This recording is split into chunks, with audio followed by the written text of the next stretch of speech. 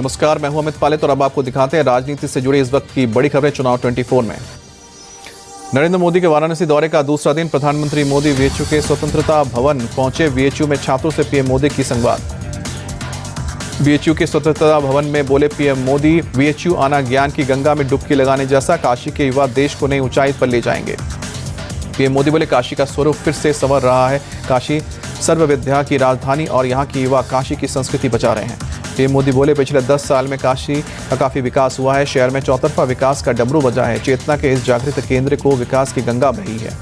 महाराष्ट्र में एनसीपी शरद चंद्र पवार पार्टी को मिला नया चुनाव चिन्ह। तुमरा बजाता आदमी होगा चुनाव चिन्ह। महाराष्ट्र में इंडिया अलायंस में सीटों के बंटवारे का फॉर्मूला अभी फाइनल नहीं। राहुल गांधी ने उद्धव ठाकरे से फोन पर बात की, चर्चा हुई। कांग्रेस अध्यक्ष मल्लिकार्जुन खड़गे से दिल्ली में मिले राहुल गांधी। सहयोगियों से सीट शेयरिंग को लेकर बातचीत। महाराष्ट्र कांग्रेस अध्यक्ष नाना पटोले का दावा, महाराष्ट्र में महाविकास अघाड़ी 42 सीटें जीतेगी। अहमद पटेल के बेटे फैसल अहमद पटेल ने कांग्रेस को दी चेतावनी, अगर आम आदमी पार्टी को मिली भरूच सीट तो गठबंधन का समर्थन नहीं करूंगा। फैसल अहमद पटेल ने भरूच से कांग्रेस की जीत का जताया भरोसा। कहा कि अगर कांग्रेस को उम्मीदवारी मिलती है तो इससे कांग्रेस और गठबंधन को ही फायदा होगा। कांग्रेस और आप में सीट बंटवारे पर डील फाइनल। सूत्रों के मुताबिक दिल्ली, गुजरात, असम, हरियाणा में सीट शेयरिंग फाइनल हुआ। दिल्ली में आप 4 तो कांग्रेस 3 सीटों पर चुनाव लड़ेगी। गुजरात में आपको 2 सीटें। 24 फरवरी को मुरादाबाद से शुरू होगी भारत जोड़ो न्याय यात्रा। यूपी के प्रदेश कांग्रेस महासचिव सचिन चौधरी बोले, मुरादाबाद से अमरोहा जाएगी यात्रा। भारी भीड़ उमड़ने का भी दावा किया। अखिलेश यादव ने कांग्रेस के प्रस्ताव को स्वीकार किया। कहा कि न्याय यात्रा में होगा शामिल।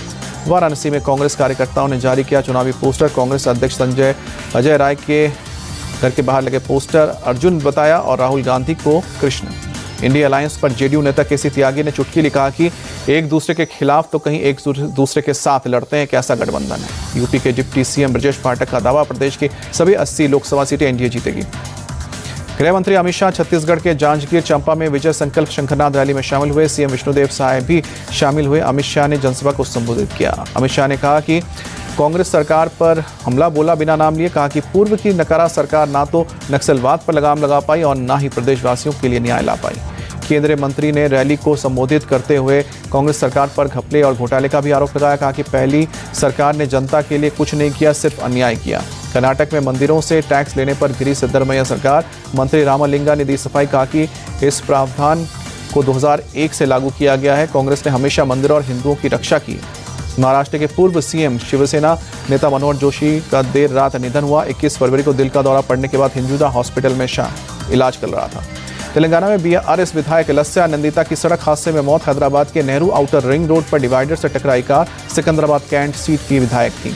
तेलंगाना के सीएम रेवंत रेड्डी ने विधायक लस्या नंदिता के निधन पर शोक व्यक्त किया। लिखा कि नंदिता के पिता के साथ मेरे करीबी रिश्ते थे।